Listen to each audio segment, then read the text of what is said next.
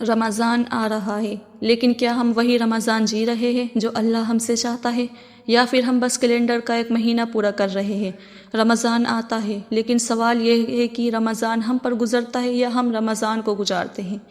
کیونکہ 30 دن صرف بھوک اور پیاس کا نام نہیں، یہ 30 دن اپنے آپ سے ملنے کے وقت ہوتا ہے۔ رمضان کا اصل مطلب کیا ہوتا ہے؟ رمضان ہمیں سکھاتا ہے صبر، شکر اور اپنے رب کے قریب ہونا۔ صرف سحری سے افطار تک رکنا روزہ نہیں ہوتا، روزہ ہوتا ہے اپنی زبان، آنکھوں اور دل کو بھی روکنا۔ اگر ہم بھوکے رہ کر بھی غصہ کرے، جھوٹ بولے یا کسی کا دل دکھائے تو پھر روزہ صرف روٹین بن جاتا ہے، عبادت نہیں۔ رمضان کیسے گزارنا چاہیے؟ رمضان کو شیڈول کے ساتھ نہیں، نیت کے ساتھ گزارنا چاہیے۔ صبح سحری صرف پیٹ بھرنے کے لیے نہیں، بلکہ اللہ سے ایک نیا دن مانگنے کے لیے۔ دن میں تھوڑا کم بولنا، تھوڑا زیادہ سوچنا، تھوڑا زیادہ معاف کرنا۔ شام افطار سے پہلے 2 منٹ چپ رہ کر صرف یہ سوچنا، یا اللہ آج مجھ سے کیا غلطی ہوئی؟ دل کا روزہ۔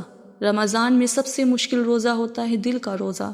جلن سے روزہ، نفرت سے روزہ، شکایت سے روزہ، کیونکہ اللہ صرف بھوک نہیں دیکھتا، اللہ دل دیکھتا ہے۔ اگر آپ تھک چکی ہو، اگر آپ اسٹرانگ دکھتے دکھتے ٹوٹ رہی ہو، تو رمضان ہے نا، رو لینے دو خود کو اللہ کے سامنے۔ اور ایک بات آپ سب کو پتہ ہونی چاہیے کہ رمضان کے 3 عصرے ہوتے ہیں۔ تو پہلا عصرہ ہوتا ہے رحمت کا، اور دوسرا عصرہ ہوتا ہے مغفرت کا، اور تیسرا ہوتا ہے جہنم سے آزادی کا۔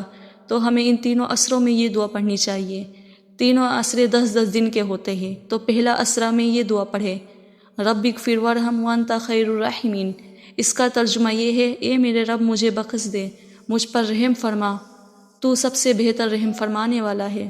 اور دوسرے عصرے میں یہ پڑھے، استغفر اللہ ربی من کل ذنب واتوب الیہ۔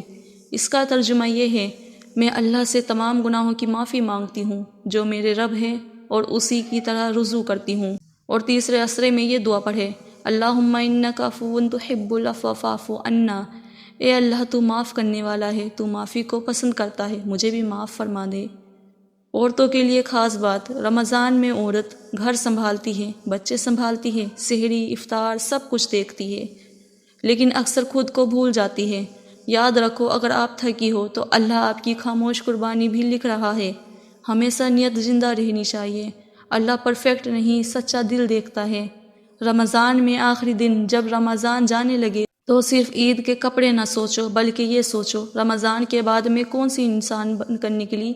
اگر دل ہلکا ہو گیا، غصہ کم ہو گیا اور اللہ کا خیال زیادہ آ گیا تو سمجھ لو رمضان کا اثر رہ گیا۔